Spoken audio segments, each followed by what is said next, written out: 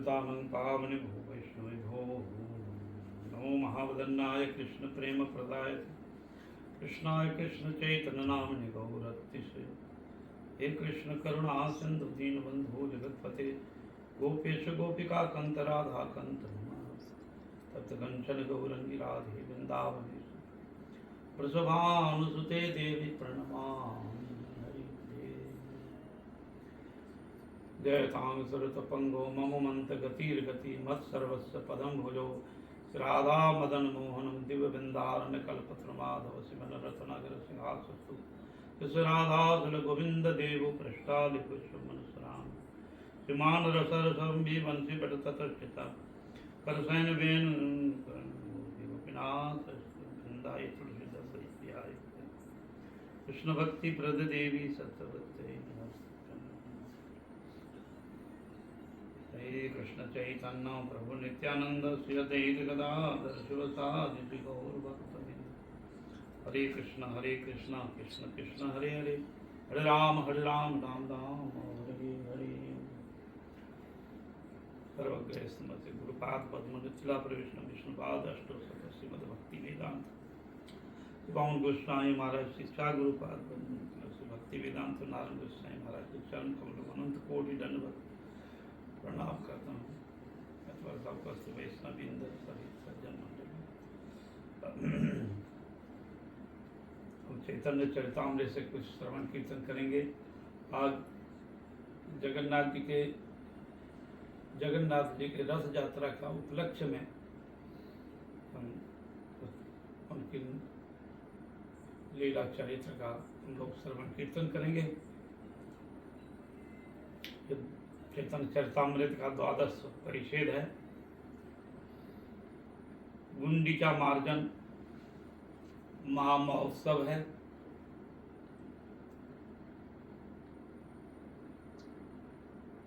और गुंडीचा मंदिर को मार्जन करना ये एक दिवस है। तो जगन्नाथ देव मूल मंदिर से जगन्नाथ मंदिर से जाएंगे गुंडीचा मंदिर और सुंदराचल वृंदावन अर्थात वृंदावन। तो वृंदावन में जाने के पहले वहाँ पर श्री चैतन्य महाप्रभु जी को उस स्थान को मार्जन दिवस रूप में उन्होंने लीला की। तो इस तरह कहते कि गुंजिटा मंदिरम आत्मा विंदई समार्जनैः खनादतः स्वगौरा स्वचित्तम अभिक्षतम मुच्यतम मुच्यंच कृष्णोपवेशनो पवित्रम चकारः।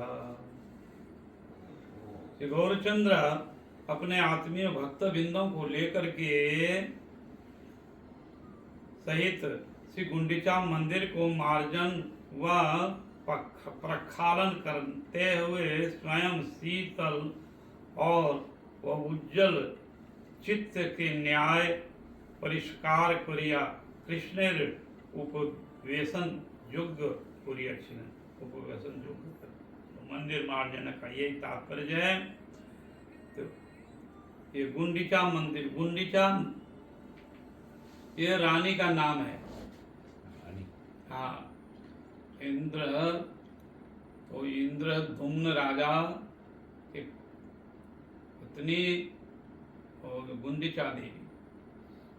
गुंडीचा देवी के नाम से ही वो इस मंदिर का नाम है। और उसका दूसरा नाम है सुंदराचल।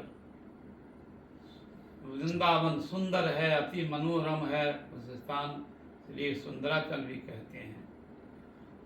तो सुंदराचल अर्थात वृंदावन है।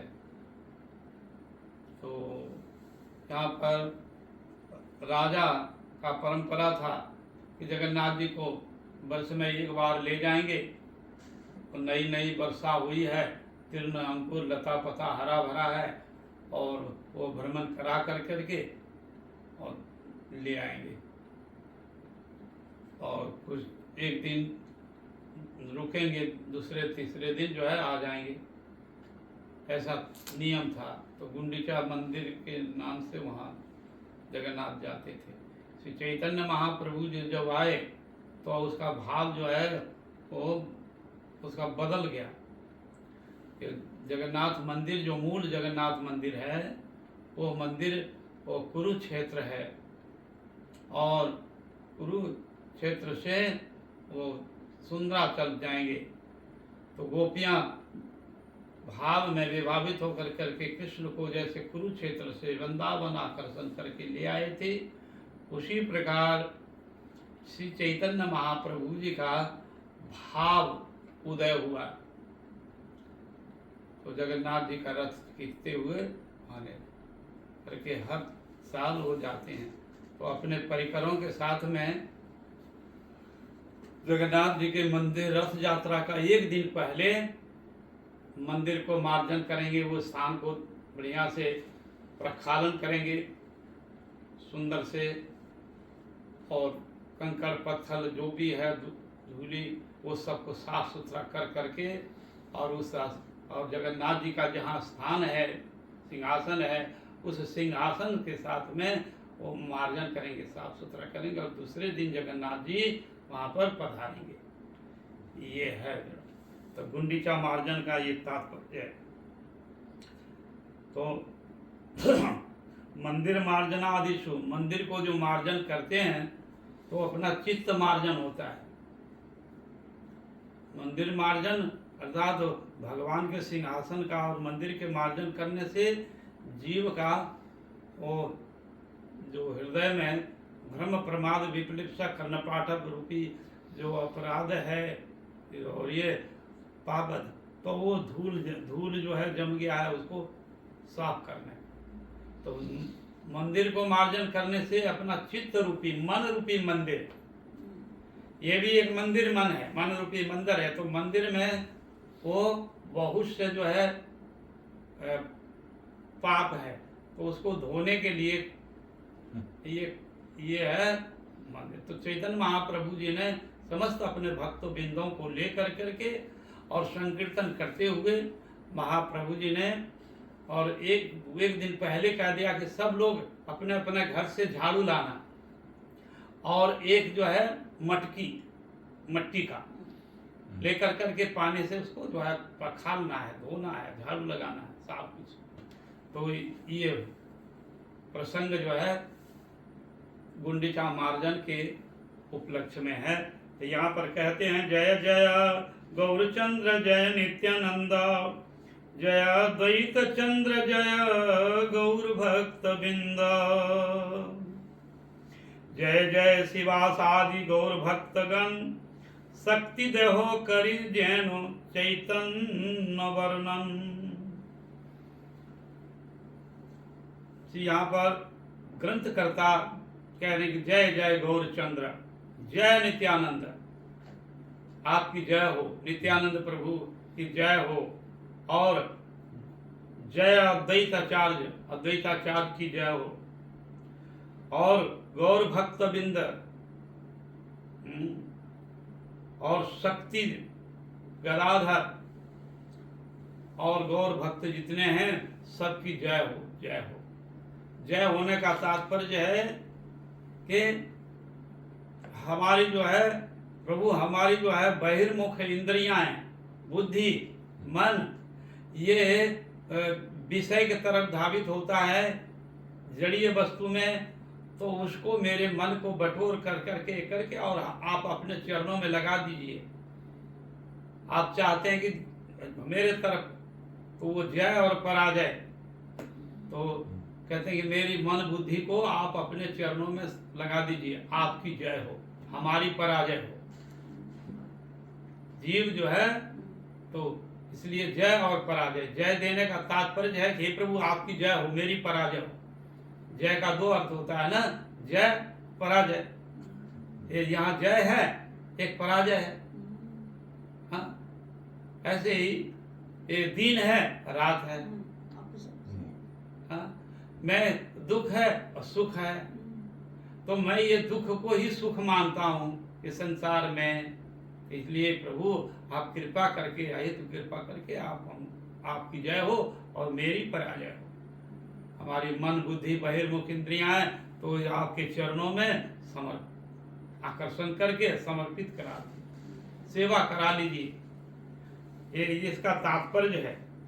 तो यहाँ पर जय जय शिवास आदि गौर भक्तगण, जितने भी भक्त हैं उनकी जय हो। शिवास पंडित शक्ति देहो करी जनो चैतन्य वर्णन, और आप शक्ति दीजिए, सब मिलकर के शक्ति दीजिए, जिससे हम चैतन्य महाप्रभु जी के लीलाओं का वर्णन करें। पूर्वे दक्षिण होइते प्रभु जबे आइला, तारे मिलिते गजपति उत्कंठित होइला।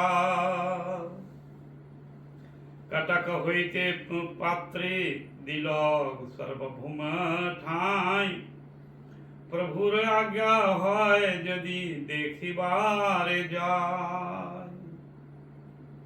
तो महाप्रभु जी ने संन्यास लेकर करके सर्वप्रथम में वो जगन्नाथ मंदिर में आए, जगन्नाथपुरी जगन्नाथ जी को दर्शन किए, और सर्वभूम भट्टाचार्य वहाँ राज पंडित थे। तो वो जब मंदिर में जब गए तो महाप्रभु जी ने जगन्नाथ जी को देख कर करके जय जय गागा जय जय गागा जय जय गागा, जय पूरा नाम नहीं, जय जगन्नाथ नहीं बोल पाते, तो जा जा गागा जा जा गागा जा जा गागा जा जा, और भाग मूर्छित होकर के गिर पड़े। जगन्नाथ जी को आलिंगन करने चले गए, क्यों? वो राधा जी के भाव में, ये जगन्नाथ कृष्ण हैं, और वो भाव में, राधा जी के भाव में आलिंगन करने गए तो वो गिर गए। और वहां पर तो पंडा लोग कहा कि ये कहाँ से आ गया, ये एक सन्यासी है, ये कहाँ से आ गया, उठाओ उठाओ भगाओ भगाओ उसको। तो जबकि उनको चेष्टा भगाने का ही कर रहे थे, तो उस समय सर्वभौम भट्टाचार्य राज पंडित जो था वो सामने में था। वो देखा एक सन्यासी नवीन युवक ये गिर गया है, बस कोई करो। तो और उसके अंदर में अश्रु पुलक वैपर्ण वैफुत प्रेम का लक्षण जो है हो रहा है, अश्रु प्रवाहित हो रहा है, अश्रु।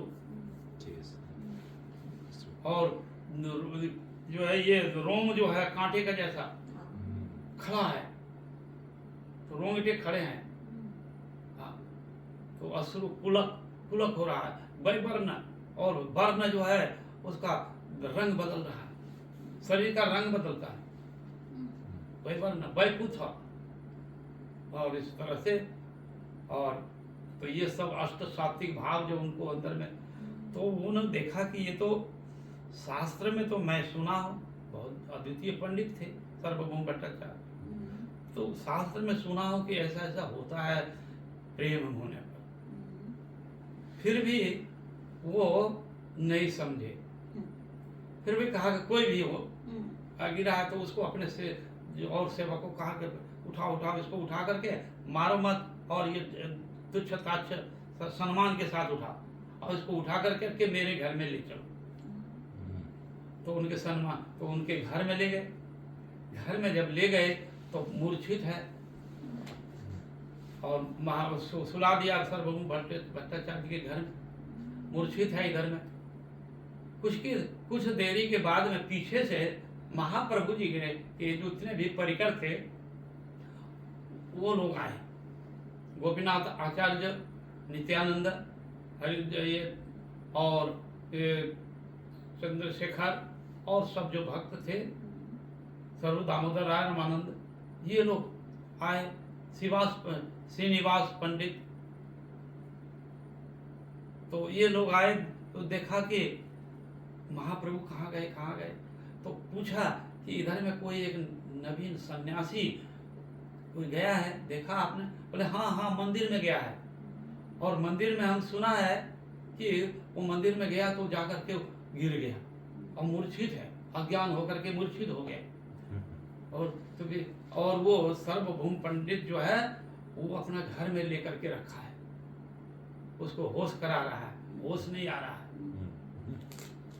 तब फिर जितने महाप्रभु जी के परिकर थे सीधे जो है चले गए सर्वभौम भट्टाचार्य के घर, और वहां जाकर के देखा महाप्रभु जी का तो अवस्था ऐसे है।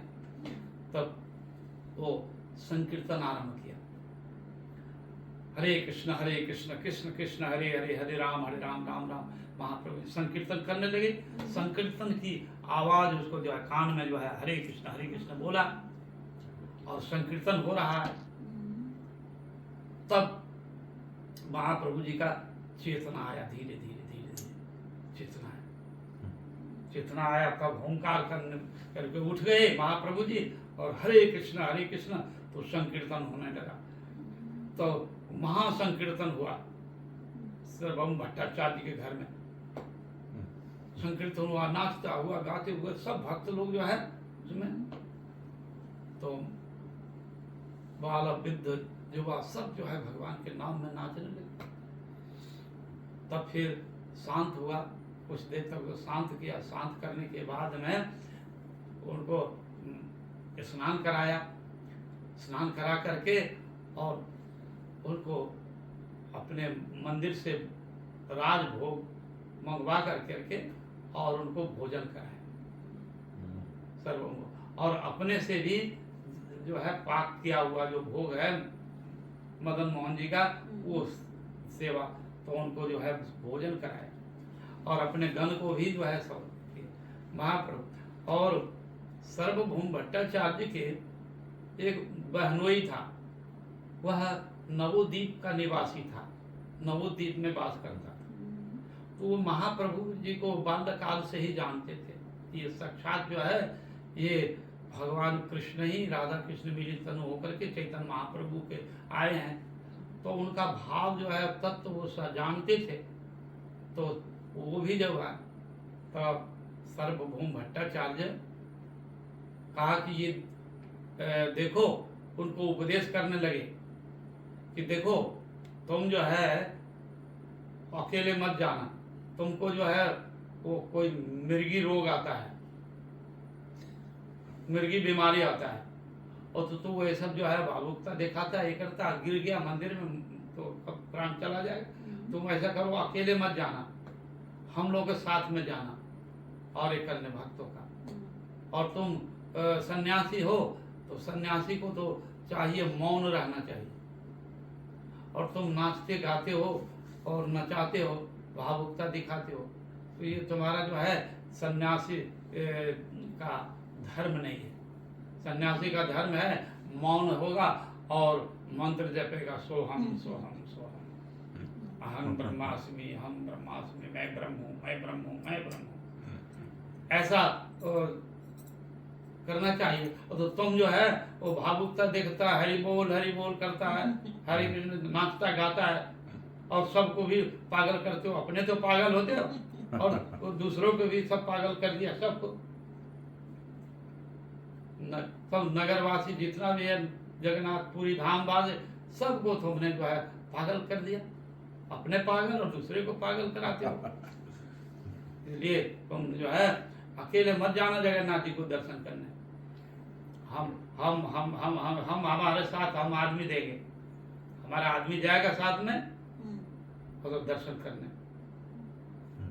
तो ऐसा जब कर दिया, सब व्यवस्था ही किया, तो गोपीनाथ आचार्य जो है वो साला और बहनोई का नाता है। गोपीनाथ आचार्य तो सर्वभौम भट्टाचार्य का वो बहनोई है।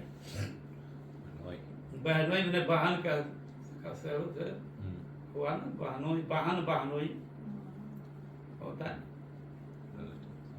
तो ये नाता होता है।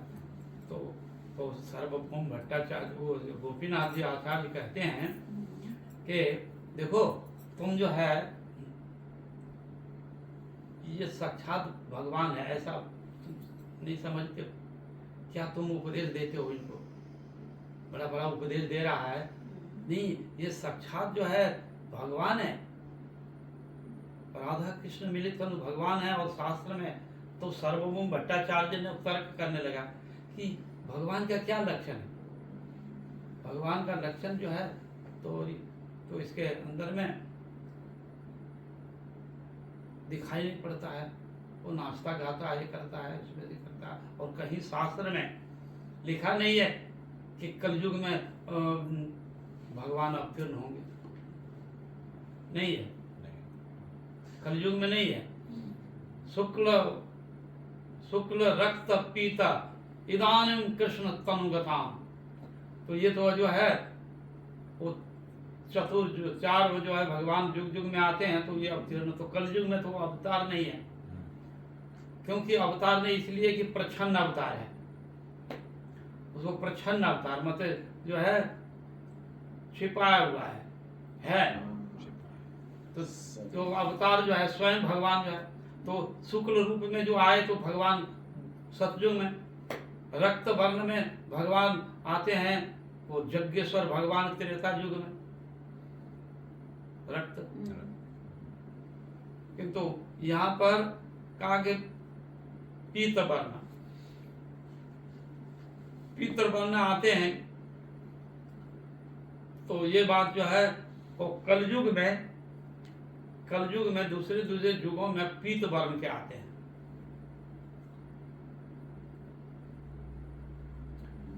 और गोपनीय है तो, और कृष्ण तनुगताम, कृष्ण अभी जो है गर्गाचार्य नामकरण कर रहे हैं नंद बाबा के भवन में, तो कह रहे हैं कि रक्त पीत वर्ण जो है इदानीं कृष्ण तनुगताम। ये जो कृष्ण है, ये दो बालक कृष्ण गोरे और काले श्याम वर्ण का, ये रोहिणी नंदन और जसोदा नंदन, ये दोनों ही जो है जुग जुग में अवतीर्ण होते हैं। सतयुग में हंस रूप में, त्रेता में जग्ग रूप में, रक्त वर्ण रूप में, और अभी जो है इदानी पीत वर्ण, तो पीत वर्ण में तो कलयुग में है, तो अवतीर्ण तो हुए नहीं, और भक्त भाव अंगीकार करके आए हैं। और कभी तो कहा नहीं मैं भगवान हूं, महाप्रभु जी ने कहा, इसलिए पीत वर्ण रूप में, किंतु वो प्रच्छन्न अवतार है, भक्ता भाव अंगीकार करके आए हैं। इसलिए तो ये चारों युग में भगवान अवतीर्ण होते हैं। वो कहा कि इसमें से तो त्रियुगी अवतार है। कलयुग में त्रियुगी अवतार है। कलयुग में थ्री त्रियुगी अवतार, शुक्ल रक्त और कृष्ण अवतार जो है ये है। पीत वर्ण, तो पीत वर्ण में तो कोई अवतार लिखा ही नहीं है, अर्थात प्रच्छन्न रूप में आए ना, ढक करके आए। कृष्ण भी आए तो वह ढके हुए, और वो भक्त भव्य कहाँ जाऊं कहाँ पाऊं भजन, राधा जी का भाव लेकर के। इसलिए अवतार त्रेता युग में, कलयुग में नहीं है। तो उससे तर्क करता कि कलयुग में कहाँ भगवान लिखा है, कोई शास्त्र में तो है नहीं। बोले नहीं वो है, तो तर्क करने लगा। उसके बाद में फिर वो भागवत में भी प्रमाण दिया। कृष्ण वर्णम तिषा कृष्णम संग पंग अस्त्र पार्षदम जग्गई संकीर्तनो प्रायो यजंति हिस्सु मेधसा। तो प्रमाण दिया कि भागवत में भी है। तो कहा है कि कृष्ण वर्ण, कृष्ण को सब समय जो वर्णन करेंगे, कृष्ण वर्णम भागवत में है एकादश स्कंद में। तो कृष्ण वर्णम, कृष्ण कृष्ण कृष्ण कृष्ण कृष्ण बोलेंगे, ये वर्णन करेंगे कृष्ण कृष्ण। अकृष्णम, वो कौन है, तो अकृष्ण मतलब, कृष्ण मतलब काला, श्याम। अकृष्णम माने जो है वो कृष्ण काला नहीं है, ये गौर रूप में है। अकृष्णम, अ माने नो, हाँ, तो श्याम वर्ण नहीं है, वो है गौर वर्ण। तो वही गौरांग महाप्रभु है, गौर। तो कृष्ण वर्णम तिषा कृष्णम अकृष्णम, हाँ, संग पंग, तो संग उपांग, अंग उपांग, पार्षद पार्षद है। और जग्गई संकीर्तनम, अस्त्र क्या है? अस्त्र जग्गई अस्त्र। तो ये कहा, तो उसमें से तो स्वयं जो है चैतन्य महाप्रभु गौर के रूप में, और अंग हुआ नित्यानंद प्रभु, अंग और अद्वैताचार्य अंग, उपा अंग गदाधर भगवान की शक्ति, उपा अंग गदाधर, और अंग उपांग अस्त्र। और अस्त्र क्या है? अस्त्र है हरिनाम अस्त्र। हरिनाम कलियुग में ये हरिनाम अस्त्र है भगवान। जो कहते हैं कि देखो कलयुग में कैसे कटेगा अब, तो द्वापर में और दूसरे अवतार में तो भगवान सुदर्शन चक्र से काटता था, रामचंद्र तीर बाण से मारता था असुरों को और जगत को। अब इस अवतार में क्या करेगा? हरिनाम रूपी अस्त्र से काटेंगे। हाँ, बोलो कृष्ण, भजो कृष्ण, करो कृष्ण शिक्षा, कृष्ण माता, कृष्ण पिता, कृष्ण प्राण धन। हाँ, ये कृष्ण ही सब कुछ है, प्राण धन है।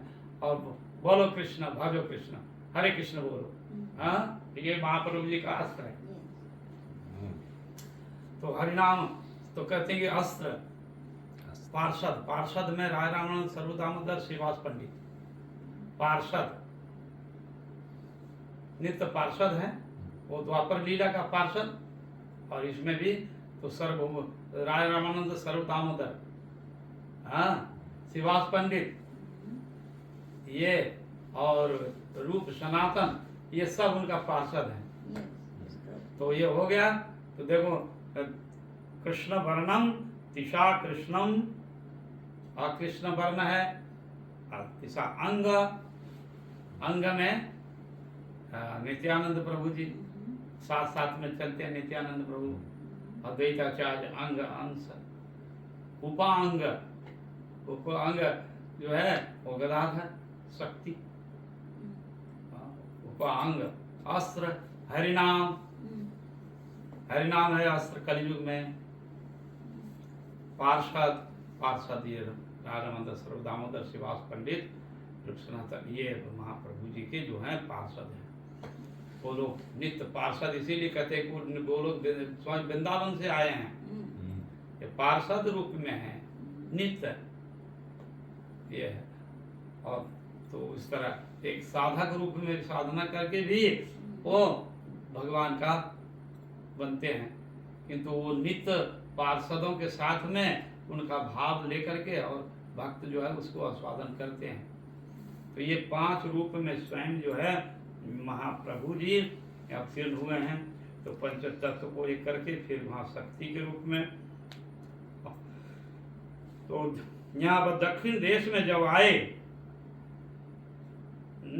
महाप्रभु जी, तो दक्षिण को उसमें से सार्वभौम भट्टाचार्य को वो अपना रूप दिखाया और कहा कि तुम ये भावुकता मत दिखाओ, तुम यहाँ पर रह करके वेदांत सुनो हमसे, वेदांत। तो कहा कि वेदांत श्रवण करने लगे। बोले ठीक है। महाप्रभु जी ने कहा ठीक है, आप हमारे अभिभावक है, गार्जियन को मानता हूँ मैं आपको, हमारा जैसे कल्याण हो वैसे करिए आप। महाप्रभु जी ने कहा। बोले अच्छा ठीक। तो कहा कि तुम वेदांत सुनो। तो महाप्रभु जी रोज जो है वो वेदांत सुनते थे उनके साथ। 7 दिन जो है वेदांत सुना। तब वेदांत सुनते सुनते वो जो निराकार निर्विशेष ब्रह्म है ये वो सब बोलने लगे। तो फिर महाप्रभु जी ने 7 दिन के बाद वो सार्वभौम भट्टाचार्य कहा कि क्या समझा तुमने, हमारी व्याख्या तुम जो है समझा, कुछ समझ में आया? तो तब महाप्रभु जी कहते हैं हाँ, आपकी व्याख्या तो वेदांत का जो व्याख्या है, सूत्र है, उसको तो हम बहुत इजी समझ लेते हैं, नॉलेज में आ जाते हैं किंतु आप जब व्याख्या करते हैं ना तो वो सूर्य मेघ के समान ढकने का है, वो हमको समझ में नहीं आता। तब सार्वभौम भट्टाचार्य ने कहा करे मैं भारतवर्ष के विश्व के अद्वितीय पंडित हूं मैं, हमारा समान कोई पंडित नहीं, और तुम हमको कहते हो कि आपकी व्याख्या जो है वो मेघ का समान है, जैसे सूर्य को ढक देता है मेघ, ऐसे ही व्याख्या आप करते हो। इतनी बात सुनने के साथ साथ में ही वो उसका दिमाग चकरा गया सार्वभौम भट्टाचार्य कि आज तक तो कोई पंडित हमको सूत्र में कोई भी दोष नहीं दिखाया, और ये नवीन सन्यासी 24 वर्ष का सन्यासी बालक ये हमको कहता है कि आपकी व्याख्या मेघ का समान है। आपका सूत्र में व्याख्या नहीं समझता। तब वो सार्वभौम भट्टाचार्य ने कहा कि अच्छा ठीक है, इसमें क्या दोष है, क्या गुण है, बोलो व्याख्या करो तुम। तब महाप्रभु जी ने वो एक सूत्र को सार्वभौम भट्टाचार्य 9 प्रकार का किया था। 9 पत्र जो वो व्याख्या करके वो सुनाया था। तो महाप्रभु जी ने जब आदेश दिया कि अच्छा तुम सुनाओ, तुम क्या समझ, तो महाप्रभु जी ने 9 जो सूत्र है उसका व्याख्या टीका उसको स्पर्श न कर करके केवल वेदांत का सूत्र वो 18 बार कर दिया। 18 बार जो है उसकी खंडन मंडन खंडन मंडन, खंडन करता है और फिर उस सूत्र को फिर मंडन करते हैं। तो उसको खंडन मंडन कर करके 18 बार खंडन मंडन किया, और उसके भाव को तब जो है वो समझ गया कि ये तो साधारण मनुष्य नहीं, ये तो साधारण मनुष्य नहीं। तब फिर वो जो है भगवान तुम कहते हो कि निराकार निर्विशेष निरंजन है, हाँ, और रूप है, देखो मैं भगवान निराकार निर्विशेष नहीं है, निरंजन नहीं है। भगवान यदि निराकार होता, रूप नहीं होता, तो ये जगत का रूप कहाँ से आता? हाँ, ये जगत का जो रूप है तो भगवान ने ही दिया है ना, जगत रूप नहीं दिया है भगवान को। तो शास्त्र में भी है, और ऐसे तो भगवान का रूप है, गुण है, आप नहीं समझते हो। ऐसा जब बोला तो दिमाग चकरा गया तो पंडित का, हाँ, कहा कि देखो भगवान का नित्य स्वरूप है, रूप है, गुण है, लीला है, धाम है, परिकर भी है, हाँ, सब कुछ है। भगवान निराकार नहीं है, निर्गुण है। इसको कहते हैं सत्य रजत तमो गुणों से जो 3 गुण से ऊपर है उसको निर्गुण कहते हैं। तो भगवान निर्गुण है, निर्गुण साक्षात हरि है, निर्गुण। तो तुम जो है रूप नहीं मानते हो, नहीं, देखो देखो मेरा रूप है कि नहीं। तब तुरंत जो है महाप्रभु जी ने सर्वभुज मूर्ति धारण कर लिया, 6 हाथ का, 6 हाथ कर लिया, और साक्षात रूप में वहां प्रकट हो गए। कहा देखो मेरा, मैं जो है त्रेता में धनुषधारी, और द्वापर में बंसीधारी, और कलयुग में मैं दंड कमंडलुधारी। दंड होता है ना, दंड और कमंडलु सन्यासी का वो स्वरूप जो है उनके सामने में प्रकट हो गए। तब तो देख कर करके दिव्य, तो सार्वभौम भट्टाचार्य उनके चरण में गिर गए। प्रभु हम तो इतना समय तक निराकार उपासना करते थे, और भगवान का रूप नहीं, गुण नहीं, ये सब बेकार वेदांत पढ़ते थे। प्रभु आज आपको साक्षात रूप में दर्शन दिया आपने, हमारा भ्रम टूट गया। वो परम भक्त हो गए, महाप्रभु जी के परम भक्त हो गए उनके चरण में गिर कर। तो महाप्रभु जी का उनको भक्त बनाया, सारा दुनिया में प्रचार हो गया। सार्वभौम भट्टाचार्य वो वैष्णव हो गया, परम वैष्णव हो गया। वो किसने ऐसा कर दिया, उनको पराजय किया किसने? तो श्री चैतन्य महाप्रभु। तो चैतन्य महाप्रभु जी का दुनिया में नाम हो गया। हाँ, तो इस तरह वो व्याख्या करते हुए 64 प्रकार के खंडन और मंडन जो है महाप्रभु जी करके फिर रूप दिखाया। वही सर्वभुज मूर्ति जगन्नाथपुरी में है अभी, सर्वभौम भट्टाचार्य जी के मंदिर में। हाँ, जो महाप्रभु साक्षात रूप दिखाए थे वो दिखाए। देखो हमारा स्वरूप है। रामा अवतार में मैं धनुषधारी था, बंसीधारी था, मेरा रूप है, गुण है, लीला है, धाम है। अब तुम कुछ नहीं। देखो तब जो है वो गोपीनाथ आचार्य से तर्क करता था पहले, ये क्या हो सकता है, ये तुम आज भी कलयुग में तो अब अवतार नहीं है भगवान का, और ये सन्यासी कैसे भगवान हो सकता है। बहुत तर्क। तब सर्व गोपीनाथ आचार्य कहा कि अब देखो तो ये प्रत्यक्ष रूप में ये भगवान है कि नहीं। तब फिर तो महाप्रभु जी इसी तरह से सर्वभौम भट्टाचार्य को सब किया। इसके बाद में उनको उद्धार करके भक्ति मार्ग में उनको लाए, और फिर महाप्रभु जी बहुत से लीलाएं हैं, उनको भक्त बनाया। फिर सर्वभौम भट्टाचार्य जी को कहा कि मैं दक्षिण देश जाऊंगा, तो दक्षिण देश में तो मैं ऐसे भ्रमण करने तीर्थ यात्रा करूंगा। तो सर्वभौम भट्टाचार्य जाने नहीं देते हैं, कहते मत जाइए, आप यही रहिए। तो उनको सर्वभौम भट्टाचार्य, वो राय रामानुज सर्वदामोदर जितने भक्त हैं वो उनको दे दिया। और गंभीरा में एक निर्जन एकांत है, काशी मिश्र का पुरोहित पंडित है, तो उसके घर में उनको रख दिया। तो निर्जन है, एकांत है, वहाँ से रहेंगे। और उनका गोविंद जो है सेवा करता था। तो महाप्रभु को अब इच्छा है कि हम जाएं, थोड़ा वृंदावन जाएं और दक्षिण प्रदेश जाएं, तो जाने नहीं देते। कहते प्रभु अभी जो है देखो, अब जो है रथ यात्रा आ गया, अब रथ यात्रा दर्शन करके जाइए। फिर जब रथ यात्रा खत्म हो जाएगा तो फिर कहेंगे आप चलेंगे, आप जाने दो। तो बोले अभी प्रभु जो है वो तो जन्म यात्रा है, कृष्ण जन्माष्टमी है तो उसको करके जाइए। फिर वो जो करेगा तो अरे शरद यात्रा है, शरद पूर्णिमा भगवान के रास उत्सव है, तो इसको करके जाइए प्रभु।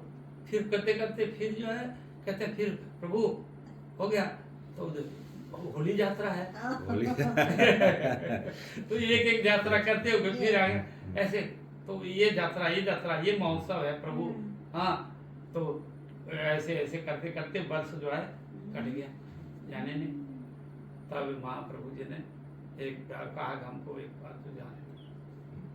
तब वो जाने के लिए जाते हैं तो कहते उनके साथ में भक्त हजार जाएंगे, सब भक्त जाते हैं। तो कहा कि नहीं, हम तो इतने भक्त को लेकर नहीं जाएंगे, विघ्न बाधा पड़ेगा। और मलिक्ष राजा है, मलिक्ष मुसलमान राजा है, उस राज्य से हम जाएंगे तो वो तो बाधा देगा, कहेगा कि ये सन्यासी के छद्म वेश में कोई वो राजा नहीं है, राजा है, मेरे राज्य पर आक्रमण करने जा रहा है शायद, इसलिए वहाँ पर बहुत विघ्न बाधा होगा। तो कहा अच्छा ठीक है, किसी को नहीं लेंगे। तो एक जो है वो कृष्णदास और बलभद्र नाम का ये सरल विप्र ब्राह्मण है, तो इसको आप साथ में ले जाइए। वो आपका थोड़ा कमंडलू और वस्त्र इत्यादि जो है वो आपको ढो करके ले जाएगा। आप जब तो भाव में विभोर हरे कृष्ण करते जाएंगे तो आपका वस्त्र और जो पात्र है तो कौन ढोएगा उसको, कौन देगा? तो आप इनको ले जाइए। तो वही कृष्णदास को और बलभद्र को वो ले गया था साथ में। तो महाप्रभु जी कीर्तन करते पीछे से। तो ये सब जो है दक्षिण भारत में है। तो जाते समय सर्वभौम भट्टाचार्य कहा था कि गोदावरी तट पर ये भक्त है, उसका नाम है राय रामानंद, वो राजा का गवर्नर था वहाँ। तो सर्वभौम भट्टाचार्य कहते हैं कि प्रभु मैं उसकी आपके योग्य है आपका, वो पहले उससे हम वार्तालाप करते थे तो उसको हम अभक्त समझ कर करके बहुत उपेक्षा किया। हम तो ब्रह्मवादी में थे तो नहीं समझ, भक्ति की बात, प्रेम की बात करता था, प्रेम की बात करता था तो हम उसकी बात को भी समझ नहीं पाया। जब आपकी कृपा हुई तब वो राय रामानंद जी का भाव को हम थोड़ा थोड़ा कुछ कुछ जो है समझने लगे कि प्रेम क्या चीज है, भाव क्या है। तो इसलिए और आप उनसे जरूर मिलना। तो वही महाप्रभु जी गोदावरी तट पर बैठ कर करके वहाँ पर संध्या वंदना कर रहे हैं। उधर से वो राय रामानंद जी बहुत से वैदिक पंडितों के साथ में, गाजे बाजे के साथ में, और डोला पर पालकी पर चढ़ कर करके आया, गंगा के घाट पर उतरे और वैदिक स्नान किया, मंत्र इत्यादि वैदिक मंत्रों के द्वारा करते हुए महाप्रभु जी उस घाट से थोड़ा पीछे हट करके बैठे थे। बैठ करके वहाँ तो वहीं से अपना प्रकाश किए। तो महाप्रभु जी के पास में वो सब पंडितों को और सब अकेले जो है राय रामानंद जी वहाँ पर साधारण वेश में उनके पास गए और वैष्णव सन्यासी जान करके उनको प्रणाम किया। प्रणाम किया तो वहीं पर अपना बातचीत हुई, परिचय हुआ, कौन है आप, कैसे। तो ये सब जो है भक्तों में परिचय हो गया। तो कहा कि वो आप हैं राय रामानंद।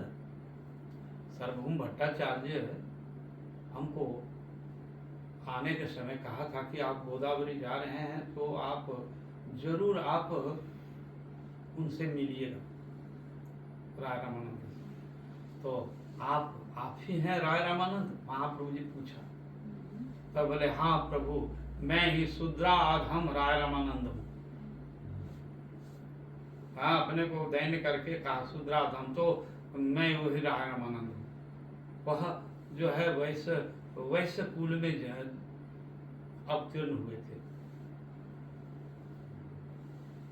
किंतु वो वहाँ का वो गवर्नर था, राजा का अधीन में काम करता। तब उससे जो वार्तालाप हुई महाप्रभु जी का सब, तो उसमें बहुत सुंदर प्रसंग है, कथा है, तत्व है।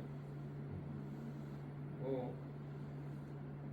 तो संवाद है कुछ। तो उसी समय महाप्रभु जी के साथ में राय रामानंद फिर लौट कर करके दक्षिण भारत गए। दक्षिण भारत का लौट कर करके जब आए महाप्रभु जी ने, तो सार्वभौम भट्टाचार्य ने और महाप्रभु जी की महिमा राजा को सुनाया कि ये साक्षात जो है वो भगवान ब्रजेंद्र नंदन कृष्ण है।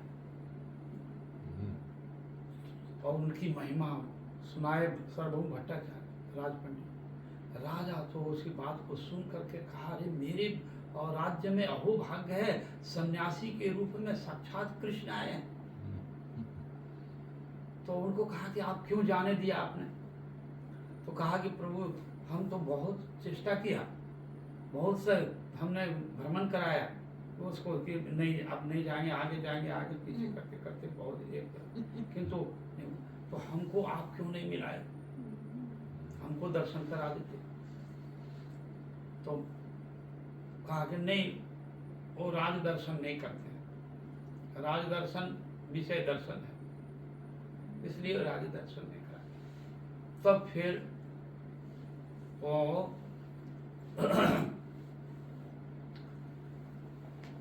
इसी तरह से दक्षिण भारत चले गए हैं। फिर जब आएंगे तब आपसे हम मुलाकात करवाएंगे, तब मुलाकात कराएंगे। आप धीरज धारण करो, आपको जरूर दर्शन कराएंगे। तो महाप्रभु जी दक्षिण भारत में बहुत से लीला हुई है, वो सब लीलाओं का वर्णन है। शॉर्ट में मैं बोले यहाँ पर आ गए महाप्रभु जी दक्षिण भारत से लौट करके और राजा का जो है बड़ी इच्छा कि हमसे गजपति राजा से दर्शन करने के लिए उत्कंठा है। सर्वभूम से बातचीत हुआ है कि वो हम आएंगे तो जरूर दर्शन कराएंगे। तो उन्होंने पूर्वी दक्षिण हुई थी, हाँ महाप्रभु जी दक्षिण देश में जो है आंध्र प्रदेश, तमिलनाडु, कर्नाटक, केरला, ये सब प्रदेश गए थे। रामेश्वर, कन्याकुमारी, ये सब क्षेत्र दक्षिण प्रदेश भारतवर्ष का। तो इस देशों में गए थे महाप्रभु जी सबको, और सबको उद्धार किए। बहुत से लीला है दक्षिण में। वासुदेव कुष्ठ विप्र को उन्होंने उद्धार किया महाप्रभु जी। और जो बौद्ध आचार्य थे उनको भी उन्होंने उद्धार किया। बौद्ध आचार्य को, नास्तिक बौद्ध थे उनको, तो महाप्रभु जी कीर्तन करते थे और उनमें से सब लोग करते तो सबको मोहित करते थे। तो बौद्ध आचार्य ने कहा कि ये बड़ा इंद्रजाली है, ये कीर्तन करता है तो सब लोग निकल करके चला जाता है। हमारा अनुयायी जो है बौद्धिक जो अनुयायी है वो लोग भी सब ये लोग साथ में इनके साथ में नाचता है। ये बड़ा जादूगर है, इंद्रजाली सन्यासी है, ये इसके साथ में मत जाओ, मना किया इसके, नहीं तो ये सब हमारा बौद्ध धर्म जो है वो सब चौपट कर देगा ये। तो इसके साथ में जो भी कीर्तन करता है और अबाल वनिता जो भी देखने के साथ साथ उनके पीछे चला जाता है। तो ये इंद्रजाली है, ये इसको कभी मत इसको साथ में जाओ। तो उन्होंने फिर वही षड्यंत्र करके महाप्रभु जी को और क्या किया कि इसको पतन कर दें। हाँ, ये वैष्णव लोग भाव में है, सनातनी विचार है, तो उसको क्या किया, झूठ मूठ का परीक्षा करने के लिए कहा कि देखो इसको, तो सोने के थाला में कहा कि आपको निमंत्रण करते हैं, चलो आप भोजन करो आप। तो वो भोजन करने के लिए व्यवस्था रखा। आप भोजन में सोने के थाले पर सजा कर करके भोजन दे रहा था और उसमें मांस मीट ये सब दे रखा, ऊपर से जो है ऐसे दे दिया और मांस मीट दे करके थाला में से महाप्रभु जी के सामने, और वो सोचेंगे कि वो खाएंगे। किंतु भगवान तो अंतर्यामी और जोग माया के द्वारा स्वयं वो क्या किया, जब थाला ले आ रहा था सोने के थाला में और बहुत तरह का आइटम उसमें, तो वो एक चील आया, वो ऐसे वाला चील आता है, क्या होता है इंग्लिश में, एगल आया और वो सोना का जो है थाला उठाया, थाला तो आकाश में ले गया। आकाश में से जाते जाते वो भ्रमण करते करते करते और वो ठीक वही उसके बौद्ध आचार्य के माथा पर जाकर के गिरा, फट गया और मूर्छित होकर के गिर गया। अब वो तो बौद्ध आचार्य तो चेतना शून्य हो गए। अब तब वो लोगों को सोचा, अरे ये साधारण सन्यासी नहीं है, इसको हम लोग जाति धर्म भ्रष्ट करने के लिए हमने मांस मीट दे दिया था, और इसीलिए ये तो साधु नहीं, ये तो साधारण सन्यासी नहीं है, ये तो भगवान है। हाँ, हमने अपराध किया। तब जो है वो सब अनुयायी जितने भी थे और रोने लगे, अरे मेरा गुरु मर गया। हाँ, रोने लगे।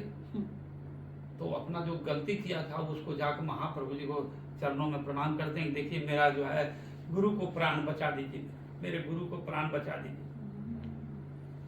तो फिर और कहने पर तुम कहा कि जाओ तुम उसको वो अपने गुरु के कान में बोलो, हरे कृष्णा कृष्ण कृष्ण हरे हरे, हरे राम राम राम हरे हरे। इतना बोलो तो तुम्हारा गुरु जीवित हो जाए। महाप्रभु जी बोल रहे हैं कि साथ साथ में उनका चेला हुआ, लाखों चेला था। हाँ, तो उनको हरे कृष्ण बोला तो वो उठकर जीवित हो गया, खड़ा हो गया उसका। तब सोचा, अरे ये हरे कृष्ण में कितना पावर है। हाँ, और मेरे गुरु को जीवित कर दिया। और तब सब लोग जो है जितने भी थे बौद्ध आचार्य के साथ जितना अनुयायी था सब हरे कृष्ण परम वैष्णव हो गया था। दक्षिण भारत में सब वैष्णव हो। महाप्रभु जी दक्षिण प्रदेश में जब हरे कृष्ण बोलते हुए जा रहे हैं तो एक गांव में एक व्यक्ति को बोल दिया हरे कृष्णा, बस वो जाकर करके बाबर पागल होकर के अद्भुत होकर के गांव में बोल दिया हरे कृष्णा, पूरे गांव वाला वैष्णव हो गया। तो गांव का गांव, क्षेत्र का क्षेत्र, प्रदेश का प्रदेश, सबको वैष्णव बना दिया महाप्रभु जी। इसलिए दक्षिण प्रदेश में महाप्रभु जी का भाव प्रकाश किए और सबको वैष्णव बनाया। उसमें कर्मी, ज्ञानी, शैव, शाक्त, गणपत, शौर्य, पंच उपासना करने वाले, उस सबको वैष्णव बना दिए महाप्रभु जी। ऐसे शक्ति संचार किए कि सबको दक्षिण प्रदेश में तो ज्यादा, हाँ तो अभी जो शैव, शाक्त, शिव का उपासना करने वाले, शैव शक्ति का उपासना, हाँ सूर्य उपासना, गणपति गणेश का उपासना करने वाले और विष्णु सब है। तो सब कर्मी, ज्ञानी, जोगी, अन्नाभिलाष सबको महाप्रभु जी ने प्रेम बांट दिया। और प्रेम की बोन्य बाढ़ में वो आ गया। जैसे प्लाट आता है ना, पानी भरे तो बहा के सब ले जाता है, ऐसे ही सब कर्मी, ज्ञानी, जोगियों को सबको बहा करके ले गए, सबको वैष्णव बना दिया महाप्रभु जी। ऐसे ऐसी लीला जो है करते हुए फिर दक्षिण प्रदेश से जब यहाँ पर आए तो जगन्नाथपुरी में तब कहते हैं पूर्व दक्षिण होइते प्रभु जबे आइला, तारे मिलिते गजपति उत्कंठित होइला। उत्कंठा हुआ गजपति को में जो मिले हम। कटक होइते पात्री दिला सर्वभौम ठाई, प्रभु आज्ञा कहे यदि देखी बारे जाय। कटक जो है उनका राजधानी था राजा का, उड़ीसा। वहां राजा ने पत्र लिखा सर्वभौम भट्टाचार्य को कि आप जो है महाप्रभु जी आ गए हैं तो सुना हो तो आप हमको दर्शन कराइए, आज्ञा हो तो मैं दर्शन करने जाऊं उनको। तो प्रभु का आज्ञा है, यदि प्रभु का आज्ञा हो तो जाएंगे हम। तो आचार्य भट्टाचार्य लिखिल प्रभु रे आज्ञा ना होइल, पुनरपि राजा तारे पात्री पठाइल। भट्टाचार्य ने कहा कि अभी प्रभु का आज्ञा नहीं हुआ है, राज दर्शन नहीं करेंगे। हाँ लिख दिया।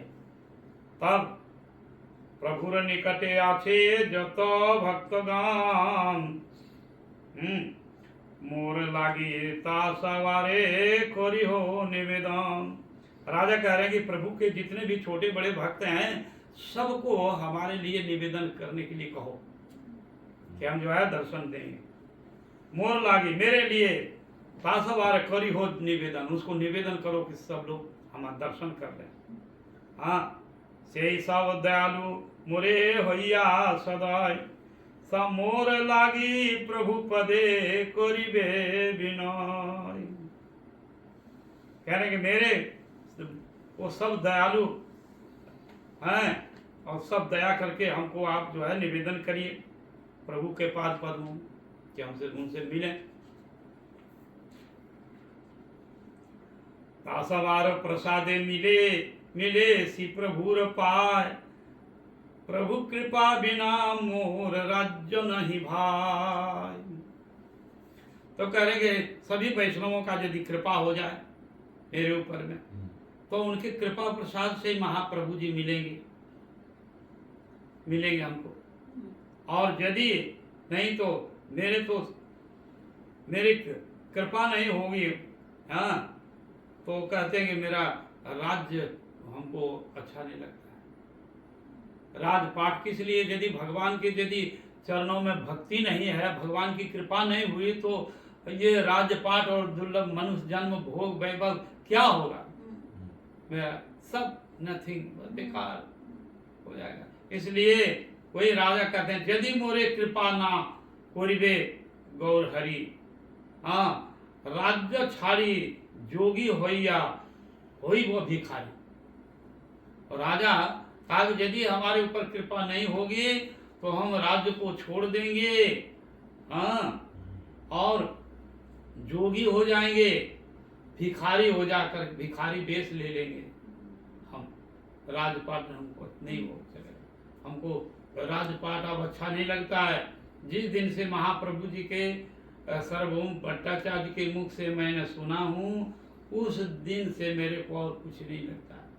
तो मैं उनको दर्शन करना चाहता हूँ, यदि नहीं होगा तो मैं भिखारी बन जाऊँ। भट्टाचार्य जब पात्री देखी चिंतित चिंतित चिंतित होइया, भक्तगण पास गेल से पत्र लोइया। राजा जो पत्र लिख दिया सार्वभौम भट्टाचार्य को, और भट्टाचार्य जो महाप्रभु जी का लेटर राजा का लेटर लेकर के और सब भक्तों के पास में गए कि ऐसा ऐसा कर रहा है राजा। तो भक्तगण पास गलो से पत्र लोइया, पत्र में लेटर ले गया। अरे सवारे मिलिया कहिलो राजा व्यवहार विवरण, पीछे से ही पात्री सवारे करैलो दर्शन। तो वो जो पत्र लेकर के और कहा था, और राजा का व्यवहार जो है वर्णन कर रहे हैं, राजा का व्यवहार को वर्णन कर रहे हैं।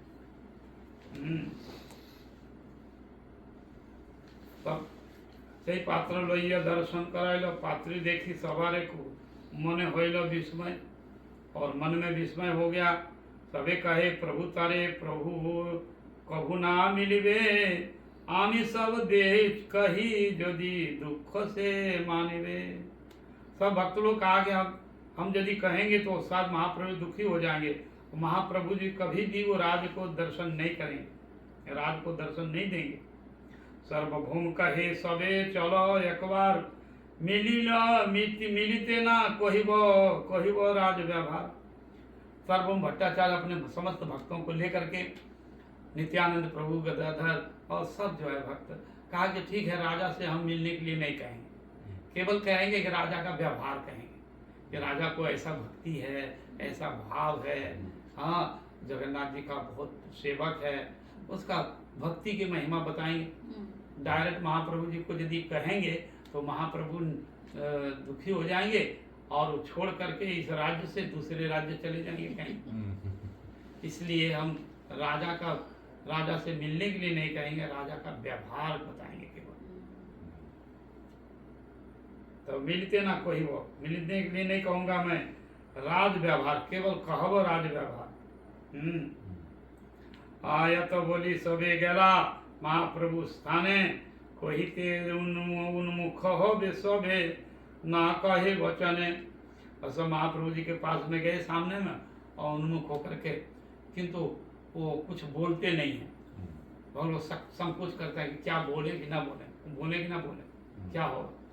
तो महाप्रभु जी ने वो सबका भाव देख करके बोले क्या बात है, तुम लोग कुछ बोलने के लिए आया है हमारे पास में, बोलो बोलो क्या बात है, बोलो।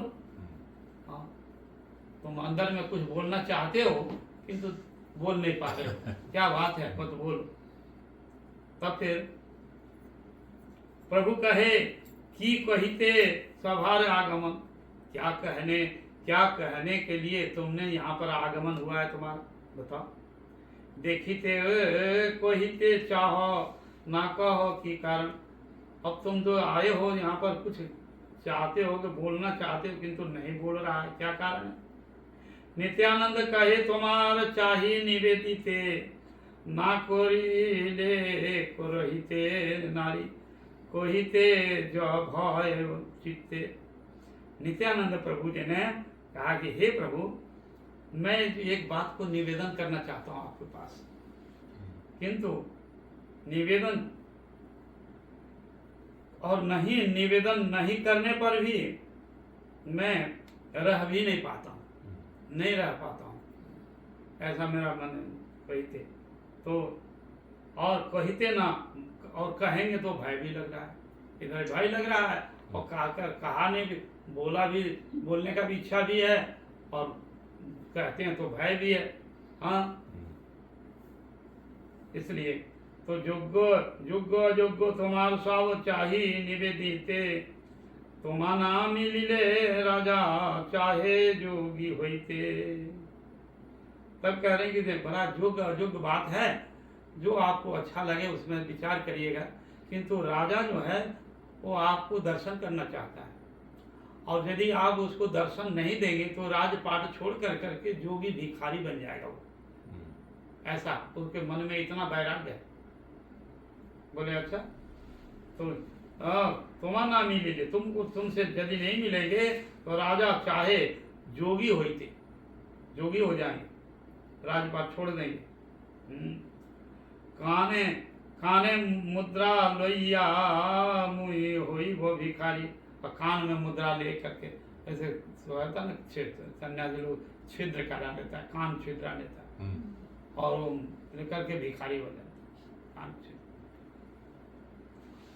तो राजा राजभोग न है चिंते बिना गौर हरि, अधिवश से मुख चंद्र नयन भोरिया, धरिवे से पाद पद्मो हृदय तुलिया। तो महाप्रभु जी के मुख कमल को देखेंगे और महाप्रभु जी के चरण पद्म जो है उसको अपने हृदय में धारण करेंगे। ये ऐसा ऐसा उनका विचार है राजा का। तो यद्यपि सुनिया प्रभुर कोमल है मोहन, राजा का बात को सुन करके, भाव को देख करके और कोमल हो गया, मन तो कर, तथापि रात्र बाहिरे कहे निष्ठुर वचन। महाप्रभु जी बाहर से भी मन तो हुआ कि राजा से मिलने का है, कोमल हो गया, द्रवित हो गया मन, किंतु बाहर से भी तो कठोर हो गए, निष्ठुर वचन बोलने लगे। तुम सवार इच्छा यही हमारे लोहिया, राजा के मिला हो यह कटक होते गया।